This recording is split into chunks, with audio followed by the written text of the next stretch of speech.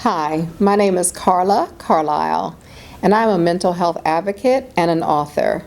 My focus is on generational trauma and helping our children.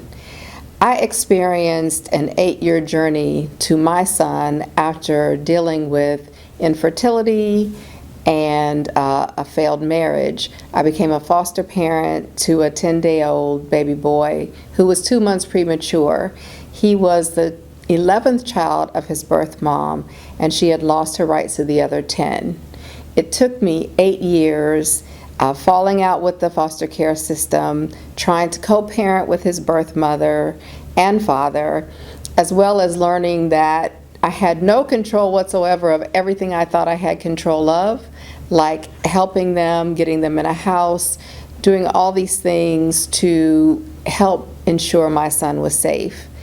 Through this 8-year journey, what I learned was that I really knew nothing about trauma. I mean, I know about trauma like when you get hit by a car and you have a brain injury, but I didn't understand generational trauma or post-traumatic stress disorder beyond a veteran. So my son experienced a lot of trauma as a child, and I ended up going through a lot of that with him as an adult. So I think about how equipped I am as an adult with my coping skills, and then I think about this little bitty kid who went through so much, and without a loving advocate, I just don't know where he would be right now. So one of the things that I wanted to talk about is adverse childhood experiences. And it could range from whether your parents divorced, to were you sexually molested, to were you told you were stupid. All of these things impact who we become and who we are as children. And it also has an effect on our ability to socialize and to grow up with high self-esteem.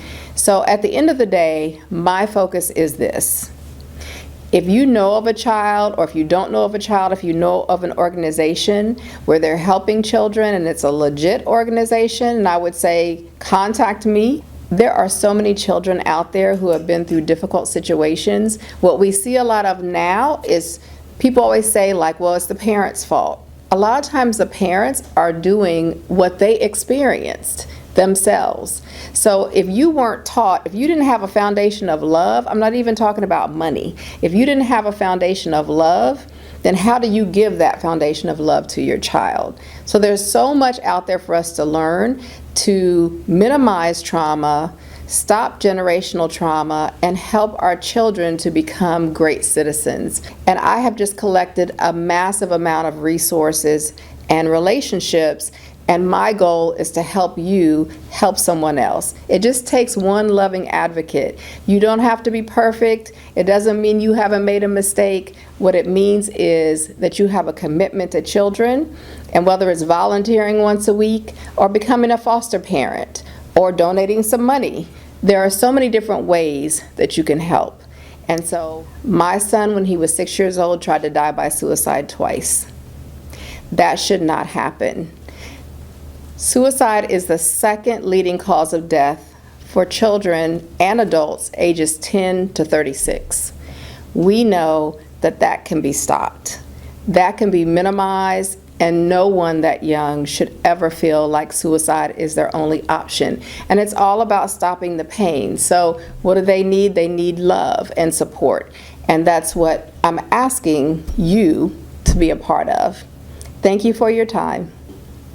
If you'd like to get in touch with me, email me at carla@carlaacarlisle.com.